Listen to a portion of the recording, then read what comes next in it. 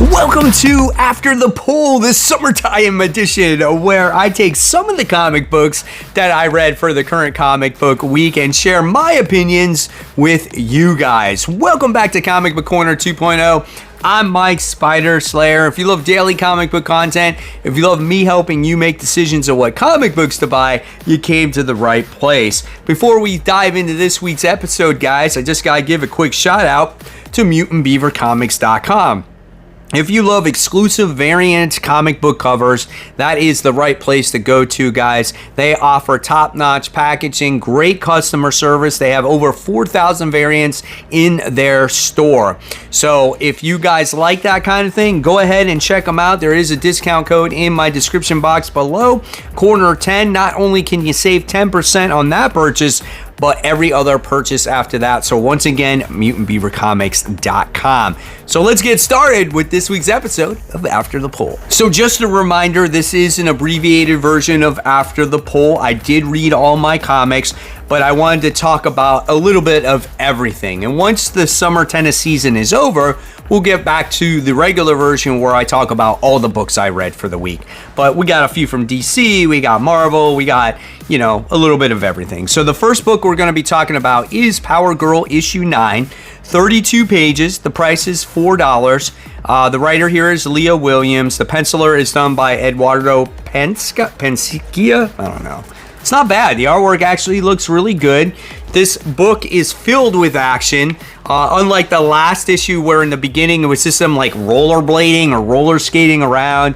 And the action does really heat up in this comic book. Now, is the writing top notch? No. Does this really add anything to the Brainiac story? Not really. I mean, it's not necessary to read this to understand what's going on, right? This is a little adventure with Crush and Paige, Power Girl, working together to try to stop Lobos people that were kind of stowed away on Earth and trying to take over Earth using this beam or this ray gun that turns everything else into like weird creatures, right? And you just got to see a lot of action in this. And so if you want to have some fun and this reminds you a typical, everyday smash 'em comic book, this is it. This is the book. They come across this weird lion creature at the end. I don't even know who that is. But yeah, it was all right. It was nothing special. So that's why at the end of the day, I'm just going to give this book a C. It was readable. It definitely had some decent artwork in there. But it doesn't really tie into the event all that much. It has no Brainiac, no Superman, none of that stuff. So take it for what it is. You either buy it, you leave it behind, but it's an okay read. Green Arrow, issue 12. This wraps up this particular story arc. This is a 28-page comic for the price of $4, written by Joshua Williamson. The art is done by two artists because there is a flashback and then there's the current art. It's Phil Hester and Eric Gapster. The artwork is pretty cool in the flashback scenes of this comic book. That's the way Ollie looks when he's on the island, right? And then we get these current action scenes that happen in this book. And at the end of the last issue, we wound up getting to see a lot of Malcolm Merlyn in the book, kind of like how he was, how his origin story happened, and the rivalry between him and Ollie, which was kind of cool. And here we get to see him have possession of the confessional mask, and he's created the family to go against him. They're all holograms and stuff like that, so it's not real life. But you do get to see some cool little scenes in here as Ollie gets his family together to beat the fake family, and let's just say they wind up prevailing. Now, I felt like when it comes to this book, the battle was a little bit too quick. Like, we spent a whole last issue, just diving into the whole origin story of Malcolm Merlyn, and then it's just like, boom, like 3 pages in, this book is over. Because the rest of the book is a true family reunion now with everybody. And it was good though to see Ollie be so happy and hang out with his family, and the family all hanging out with each other, you know, playing volleyball. And that's what it is. It's about family first and how important family really is in the world, you know, because they're only around so long, or you never know when they could disappear. So I could appreciate that as a family man. So when it came to the battle, a little bit quick. But when it came to the family stuff, that was really cool to see all the cast of characters once again. Where does it go from here? Probably has to do with absolute power and whatnot. At the end of the day, I'm going to give this one a solid B-. Like, I think I wanted something a little bit more in the action department and not wrap up all that battle when we spent so much time building up a nemesis in one issue just for him to be defeated, right? But still, really good series. I've enjoyed it from the beginning. Mighty Morphin Power Rangers, The Return, issue 4. In fact, this is the conclusion. 24 pages for the price of $5. Amy Jo Johnson, the Pink Ranger herself, writes this book with Matt Hodson. The art is done by Nico Leon, and the artwork is really good in this comic. Lots of action in this final issue. Now, I talked about the battle wrapping up in Green Arrow in the last conversation. In this issue, we have the same thing. We get this battle that happens, but this battle feels epic, and it doesn't feel rushed in any way. It feels like there's just a nice way that this book actually ends, and then you wind up getting the reintroduction to Tommy in this comic, the Green Ranger, which was really cool. And just seeing the emotion from the Pink Ranger herself, I thought was really nice, right? And then we get to see Rita Repulsa's daughter become like an evil version of Trini in this comic. So I thought that was really neat too. And this whole battle that commenced through the comic was just fun. It's very nostalgic, and this is a battle that took place like 22 years later. So this is the first time these guys have ever fought together in all this time. So again, this was a really fun series. I'm not a Power Rangers guy. I never really liked it, but this had something special. It felt like an independent comic. It felt like, you know, Amy Jo Johnson just had a lot of heart writing this comic, and she really truly cared for all of these characters in this comic. So really awesome. Now, what I was a little bit confused here on the end, you guys can let me know in the comments below, is who was this White Ranger at the end of it. I'm not sure. So again, let me know in the comments below. But overall, this series was great. It wrapped up nicely. It didn't feel rushed. And I'm going to give this thing an A, man. This definitely surprised me all the way around. Jackpot and Black Cat, issue 3. Let's have some fun, guys. 32 pages for the price of $4. This one is written by Celeste Brofman, and the art is done by Emilio Lazio.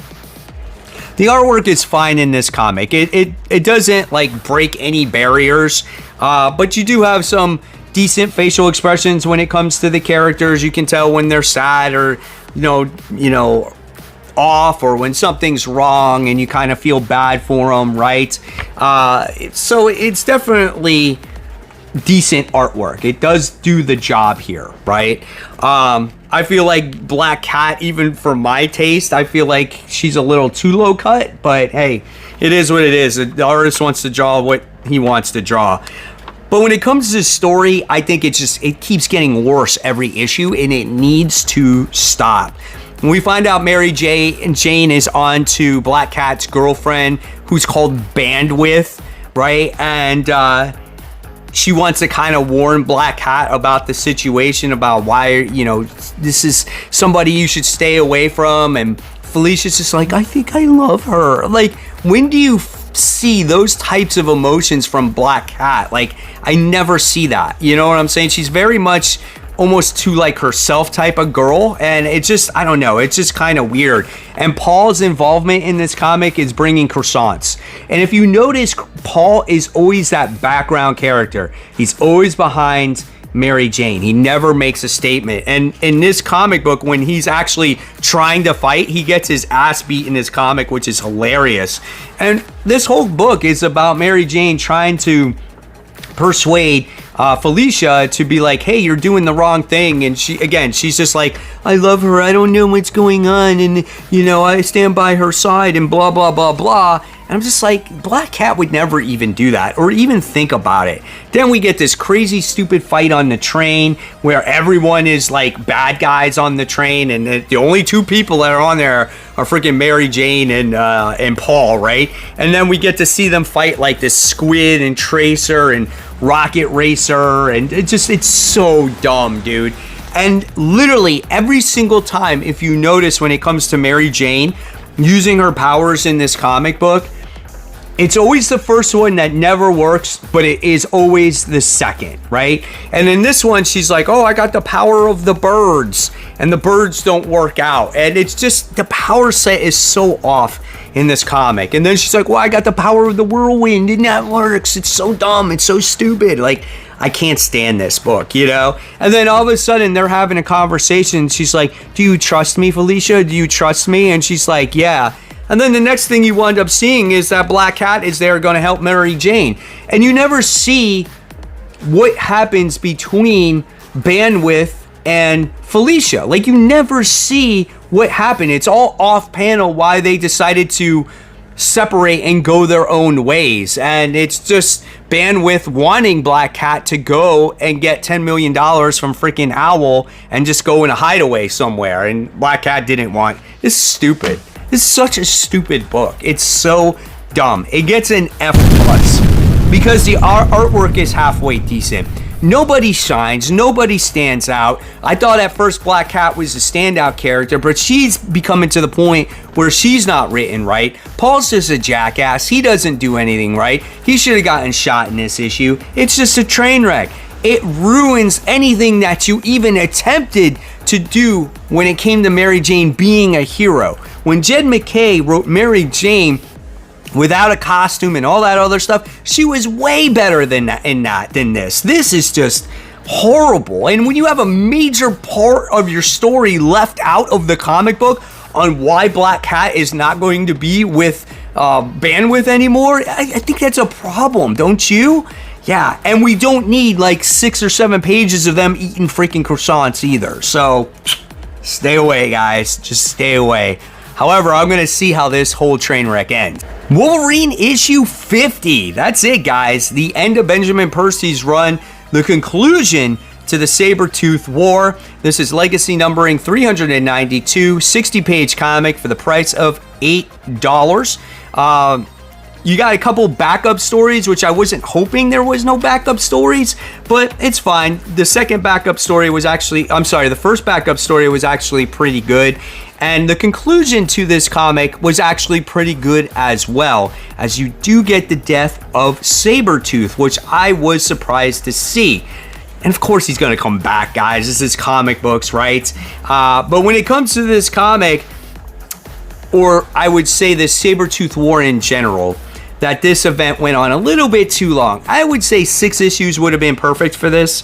But nevertheless, the conclusion of this was really a lot of fun, and the artwork was really good when it came to Sabretooth and Wolverine battling. We do get to see that armor in action a little bit in this comic, where we get to see him kind of stalling or buying time, because really what this armor was created for was to give Wolverine's powers back in case he ever get depowered.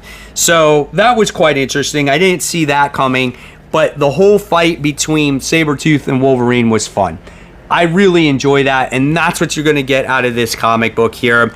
You think that Sabretooth is going to win and get the upper hand, but you just get to see just some gruesome action. Look at this page right here. And I'll show you some of the action scenes that happen in this comic when these guys are fighting. So it just starts off like this, and then you just start seeing body parts getting, cut off, like arms and everything. And you're just like, oh my gosh, it was just insane. But this page right here, this is the page that takes the cake, man. That is great. But you do see Wolverine prevail at the end of this comic book, and you get to see all the other X characters in here as well, as Sabretooth just lies in pieces. Really good stuff. Definitely worthy event overall when it comes to the Sabretooth War. and a good conclusion. So I'm going to give this one an A-. I think the whole thing was a little bit drawn out. Solid conclusion. We do get one decent backup story, maybe two. I guess they were okay. But again, I don't need backup stories. Just give me longer main stories or make it less pages so it's not as expensive. Ultimate Spider-Man, this is issue 5. The Secret History of Harry Osborn. 32-page comic, guys, for the price of $5. Spec purposes, this is the first appearance of Otto Octavius in this comic book, and this is the first appearance of Norman Osborn. You get the deaths of Herman Schultz, Norman Osborn, and Emily Osborn in this comic. The writer is Jonathan Hickman, and the art is done by David Messina. Now, guys that are waiting for Chiquetto to come back, he is coming back in the next issue. The artwork, though, is not bad. The coloring remains the same, so it definitely has that same tone in here. And this is another book where we're just evolving or getting to know Spider-Man, Peter Parker's world around him, right? We know about Peter. We know about him. We know how he became the Ultimate Spider-Man. Now you're learning about all the other characters on how they became the way they are.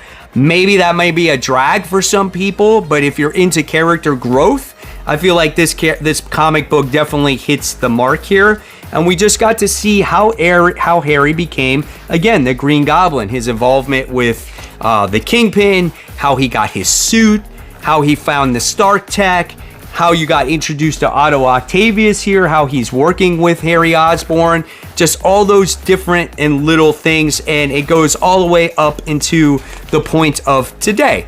And I thought this was a good comic. Again, does it lack action? Yeah, absolutely, it really does. And if you're looking for action, this is not going to be the comic book for you, but if you're looking for character growth, this is definitely it. And I feel like it's important because Harry is a major player in this world of Spider-Man. So at the end of the day, I'm going to give this one a B+. I can't give it an A. It was a little bit slower. You don't have your normal artist on here. And but hopefully things do start to pick up next issue. So there you have it, webheads. There is this week's shortened episode of After the Poll, highlighting some of the more important books this week. And if you like this, just let me know in the comments below and give me your thoughts on these comic books. As always, guys, I'm going to leave you more content right here for you to click on. And remember to support the local comic shops. Keep buying, keep collecting, but always read your comics so we can have great comic conversation. Guys, have a wonderful day. Thank you so much for watching.